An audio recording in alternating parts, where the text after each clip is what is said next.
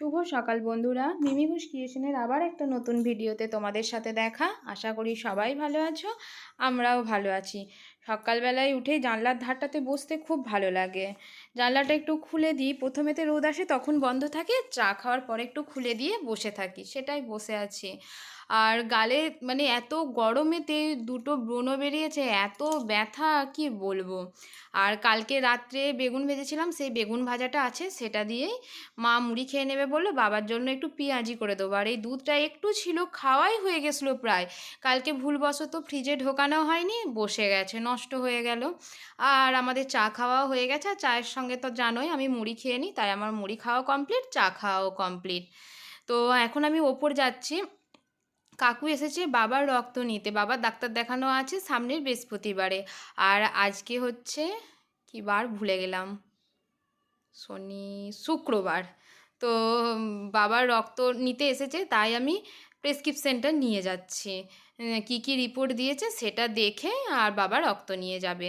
বাবার রক্ত নেওয়া হয়ে গেছে, আমি পেঁয়াজি করে বাবাকে ওপরে নিচেতে মুড়ি দিয়ে আর ওপরে এলাম। ও উঠে নিচে চলে গেছে, তাই ভাবলাম ওপরে যখন এলাম প্রেসক্রিপশনটা রাখতে, তাহলে বিছানাটা একবারে গুছিয়ে দিয়ে চলে যায়। একটু দেরি করে উঠে গেলে ওই বিছানাটা গুছিয়ে দিয়ে যায়, যেহেতু তারপর থেকে রান্না নিচের কাজ করতে করতে আর ওপর আসা হয় না।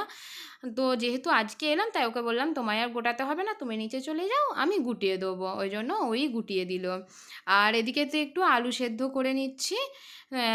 ও বললো ও পেঁয়াজি খাবে না, দুদিন ধরে একটু শরীরটা গন্ডগোল করছে, ওই জন্য বললো যে তেলে ছাঁকা জিনিস আমি খাবো না, বেগুন ভাজাও আমি খাবো না, আমাকে আলু সেদ্ধ করে দাও। ওই জন্য ওকে আলু সেদ্ধ করে দিচ্ছি। তো আলু সেদ্ধ করতে বসিয়ে দিয়ে থালা বাসনগুলো ধুয়ে নিয়েছি। থালা বাসনগুলো ধুতে ধুতে 3-4টে সিটি পড়ে গেছে, আলুটাও সেদ্ধ হয়ে গেছে। এরপর আমি আলুটা একটু লঙ্কা নুন দিয়ে মেখে রেডি করে রেখে দেবো, যখন ও আসবে ওকে মুড়ি দিয়ে দেবো। তো মুড়ি খেতে চলে এসেছে, এরপরে ওকে মুড়ি দিয়ে দিই। তো আজকে রান্নাটাও খুব একটা হবে না, একটু চুটুর পুটুর রান্না হবে, মাখামাখি। তো ওই জন্য ভাবলাম যে একটু পরে রান্নাটা বসাবো। আর এখন তো বুঝতেই পারছো, সব সময় নাই ফোন দেখলেও খবর আর টিভি দেখলেও খবর, যা শুরু হয়েছে। তো ঈশ্বরের কাছে এই প্রার্থনাই করি, যাদের জন্য আমরা সুরক্ষিত আছি, যারা বর্ডারে আমাদের সুরক্ষার জন্য লড়ছে, ভগবান যেন তাদেরকে সব সময় সুস্থ রাখে, কারোর জন্য কোনো রকম কোনো ক্ষতি না হয়, এই প্রার্থনাই করি সব সময়। আর ওকে এই যে মুড়ি দিয়ে দিচ্ছি, মিষ্টি ছিল একটাই, সেটাই দিয়ে দিলাম ওকে। আর দেখো ও মুড়ি খেতে বসেছে, সেটাও টিভি, এখন লাগাতার শুধু আমরা খবরই দেখে যাচ্ছি। তো দেখি এরপরেতে তরকারিটা কেটে নেবো। মা ওইদিকে স্নান করে পুজো করতে চলে গেছে, আমি এদিকে ভাতটা বসিয়ে দিয়েছি, ভাতে একটা আলু সেদ্ধ দেবো। মায়েরও শরীরটা ঠিকঠাক নেই, পেটটা গন্ডগোল করছে, ওই জন্য মা জল ঢালা ভাত খাবে, ওই জন্য মাকে একটু আলু সেদ্ধ দিয়ে দেবো। তো আলু সেদ্ধ দিয়ে জল ঢালা ভাত খেতে ভালো লাগবে। ও এদিকে মুড়ি খাচ্ছে, আর আমার তো খাওয়াই হয়ে গেছে, আমি এরপর ভাবছি আস্তে আস্তে তরকারিগুলো কেটে নেবো। তরকারিটা মোটামুটি কাটা আমার হয়ে গেছে। তো ওর একটু সময় ছিল, ওই জন্য ওপরটার ওই সিঁড়ির মাথাটা, একতলা সিঁড়ির মাথাটা চালের বস্তা আরে ছিল, দেখতে খারাপ লাগছিল। অনেক দিন ধরেই ভাবছিলাম ওইগুলোকে ওই পুরোনো ঘর দিয়ে নিয়ে চলে যাব, সেটা আর হয়ে উঠছিল না। আজকে ওর সময় হয়েছে, ও তুলে দিয়েছে, এরপরে আমি বাগিয়ে নেবো। আর এখানে দেখো, ওটা দোতলার সিঁড়ির মাথাটা সেই পাখির বাসা করেছিল না, ওরা উড়ে চলে গেছে, উঠতে পেরে গেছে বলে।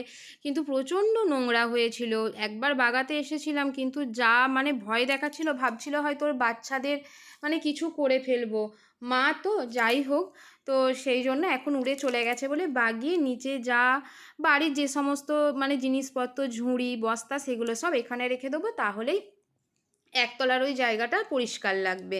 আর এদিকে আমি তরকারি কেটে দিয়েই গেছিলাম, উচ্ছে ভাজা হবে, ঢ্যাঁড়স ভাতে হবে, একটু মাছের ঝোল আছে সেটা গরম করব, একটু পোস্তর বড়া যেটা মা বানাবে। তো ওইখানে আমি রান্না বসিয়ে দিয়ে আমি রান্না মায়ের হাতে ছেড়ে দিয়েছি। আর এই দিকটাতে আমি একটু বাগিয়ে নেবো। সিঁড়ির তলাটা যা ছিল, ওই তেলের দাম ছিল, তারপরে তোমার চালের যে বালতি ছিল, সেগুলো সব একতলায় সাইড করে গুছিয়ে রাখবো, তাহলেই এই জায়গাটা ফাঁকা থাকবে। আজকে একটু টাইম পেয়েছি, তাই ভাবলাম যে এগুলো বাগিয়ে নিই। আর এদিকে দেখো, মা মুড়ি খাচ্ছে, তাই আমি ভাবলাম রান্নাটা করতে গেলে যদি মায়ের দেরি হয়ে যায় খেতে, ওষুধ আছে, তারপরে মায়ের ইনসুলিন চলে সারাদিনে 4বার, তাই মাকে বললাম আপনি মুড়িটা খেয়ে নিন, মোছামুছিটা তো পরেও করা যাবে, আপনার মুড়ি খেতে খেতে যতটা রান্না আগিয়ে যায় ততটা আমি আগিয়ে নিই। তো ওই জন্য ঢ্যাঁড়সটা কুকারেতে 3টে সিটি দিয়ে নিয়েছি, ওটা হয়ে গেছে। আমি উচ্ছে ভাজাটা মানে কমিয়ে দিয়ে ভাজছি, আর মা ওইদিকে ওই যে মুড়ি খেয়ে আর কলের দিকে গেল। আর এদিকে নিচেতে বাগাতে বাগাতে 2-3টে ব্যাগেতে প্রচুর তার ছিল।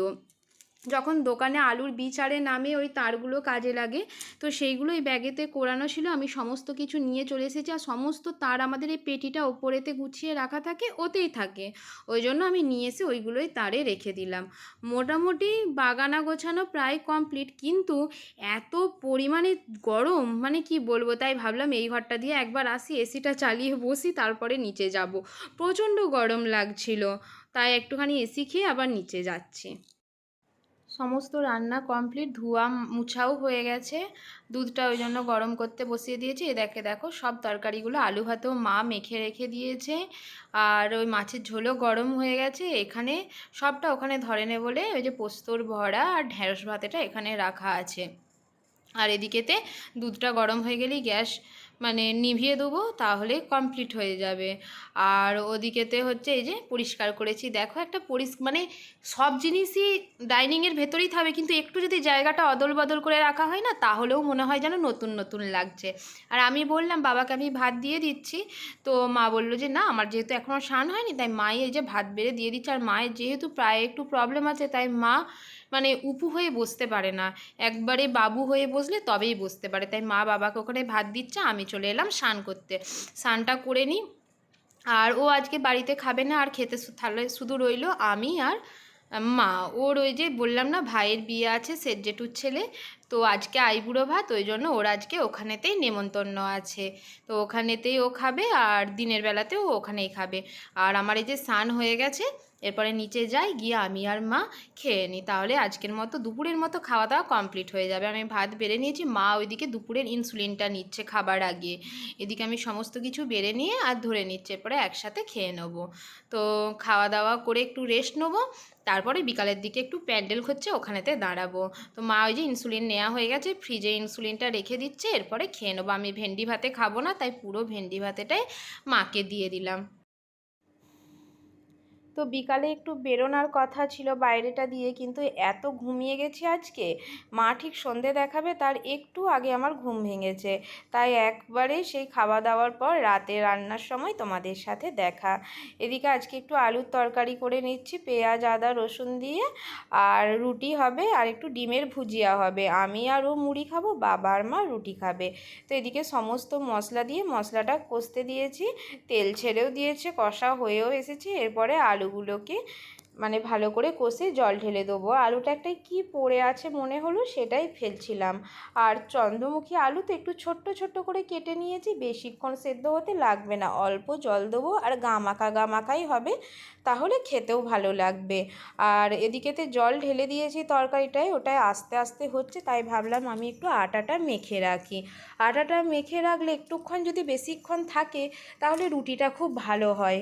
আমার ক্ষেত্রে আমি দেখেছি, জানি না কার ক্ষেত্রে কি হয়, তাই আমি ওদিকে আটাটা মেখে ঢাকা দিয়ে রেখেছি। আর এই যে এদিকে তরকারিটাও হয়ে গেছে, আলুগুলো একটু একটু জাস্ট গ্লাসের পেছনে করে থেতলে দিলাম, তাহলে তরকারিটারও পুরু পুরু রাখবে। প্রথমে ভেবেছিলাম এই চানার তরকারি করব, কিন্তু ওকে যখন বললাম ও বলল খাবে না চানার তরকারি, তাই বাবা বলল তাহলে শুধু আলুর তরকারি করো। আর এই যে জায়গাটায় ঢেলে নেবো। আর যেহেতু 8টা বেজে গেছে, আমি 7:30 থেকে 8টার মধ্যে আমি আমার রাতের খাবারটা খেয়ে নিই। ওই জন্য আমি আমার খাবার নিয়ে নিয়েছি, চানাচুর পেঁয়াজ আর আলুর তরকারি। আর আমি তো ডিম খাই না, তাই ডিমের ভাজিও এখন করব না, যখন ওরা খাবে তখন গরম ভেজে দেবো। তো আমার খাওয়া কমপ্লিট হয়ে গেছে। আর এদিকেতে কড়াটা রেখে দিয়েছি যাতে ডিম ভাজি হয়, গ্যাসটা মুছে নিয়ে রুটিটা বানিয়ে নিচ্ছি। আর রুটিটা বানিয়ে যখন বাবা আর ও খাবে, মাও ডিমের ভুজিয়া খাবে না, যখন বাবা আর ও খাবে তখন ভেজে দেবো। ওই যে ডিম ভাজিও হয়ে গেছে, ওকে এখানে নিচেতে খেতে দিয়ে দিয়েছি, বাবা চেয়ারে খাচ্ছে, আর যথারীতি সব সময় খবর তো চলছেই।